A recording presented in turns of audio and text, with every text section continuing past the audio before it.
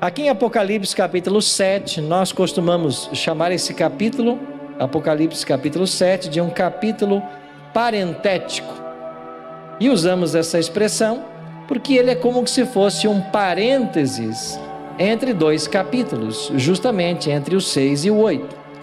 No capítulo 6 de Apocalipse, você tem a abertura do sexto selo, a partir do versículo 12. No capítulo 8 de Apocalipse, você tem a abertura do sétimo selo. E entre a abertura do sexto e do sétimo selo, você tem o capítulo 7.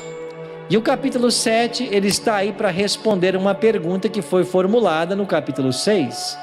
O capítulo 6, verso 17, termina com a seguinte pergunta: pois chegou o grande dia da ira deles, e quem é que pode suster-se?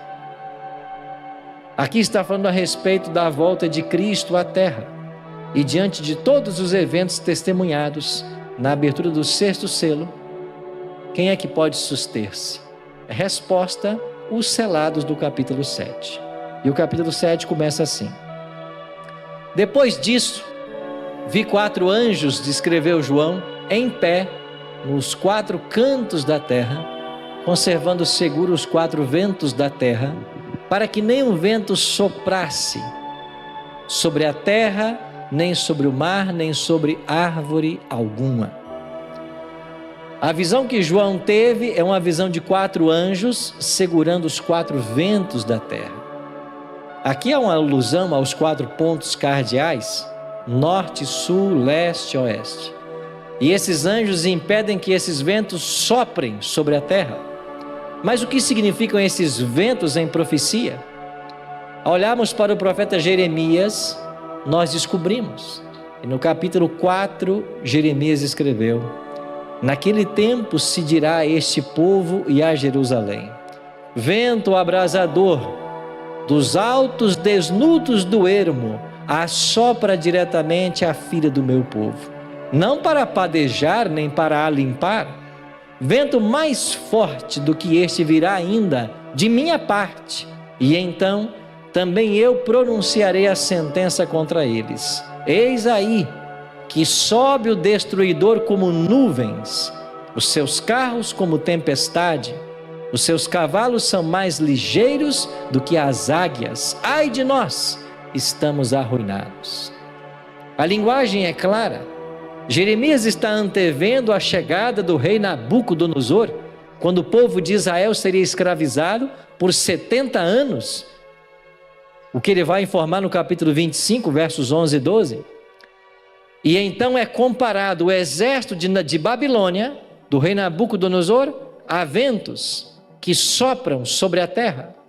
Então esses anjos estão impedindo que aconteça uma terceira guerra mundial, que o mundo se autodestrua. E eles vão estar segurando os ventos até quando? Os versículos 2 e 3 nos ajudam. Vi outro anjo que subia do nascente do sol, tendo o selo do Deus vivo. Quem é esse outro anjo que sobe? É o próprio Cristo. É ele que tem o selo. É ele que sobe do nascente do sol.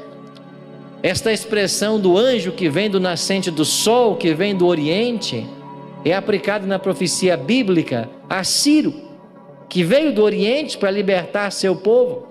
E Ciro na profecia é um tipo de Cristo. Isaías 45 diz isso. Então Ciro é um tipo de Cristo, e assim como Ciro veio do oriente, esse anjo vem do oriente, ele tem o selo, ele é o próprio Cristo, que vem para selar seu povo.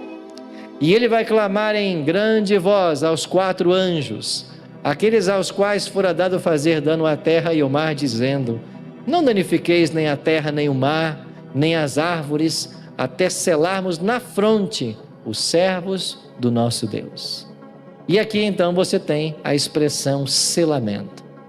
Então ouvi o número dos que foram selados, que era 144.000 de todas as tribos dos filhos de Israel.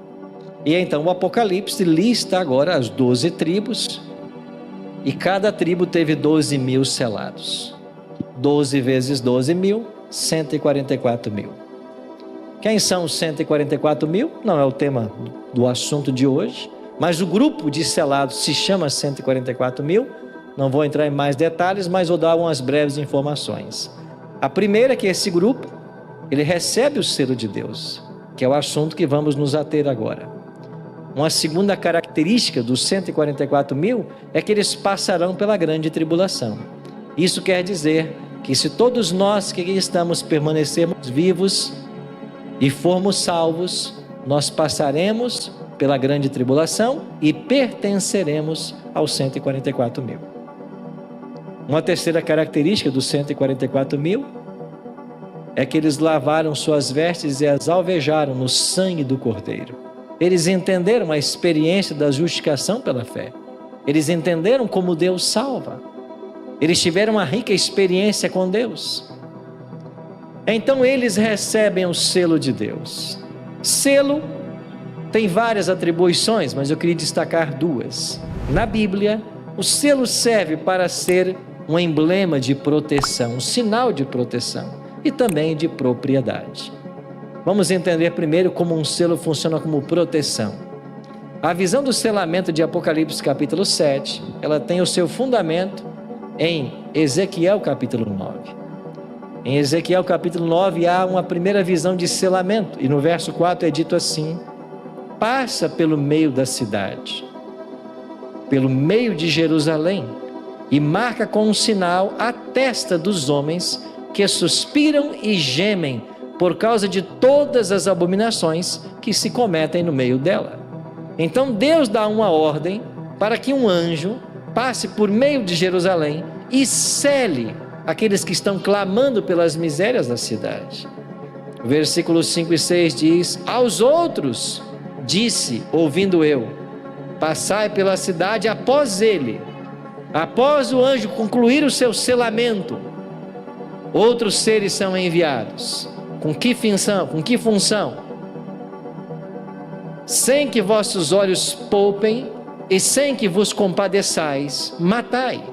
Matai os velhos, os moços, as virgens, as crianças e as mulheres, até exterminá-los.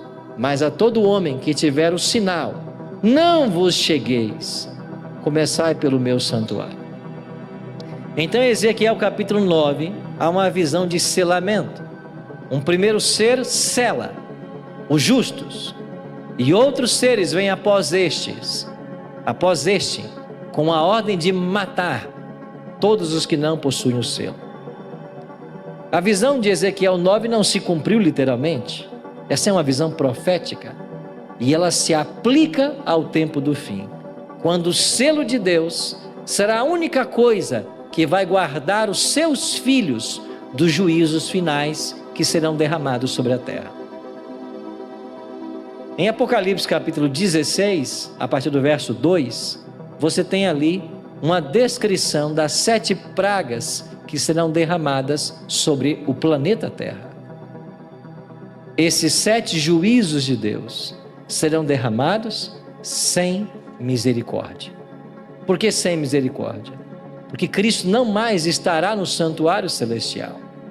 Não mais haverá mediação. Não mais haverá possibilidade de arrependimento, de salvação.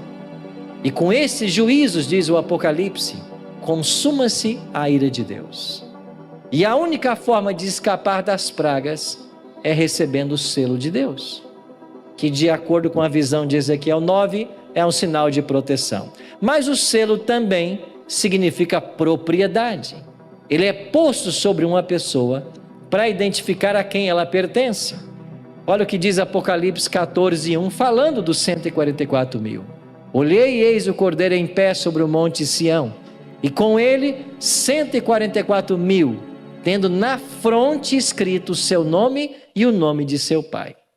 É claro que esse não é um sinal visível, mas o ter o selo de Deus na fronte significa que este pertence ao povo de Deus. E os anjos saberão quem tem o selo.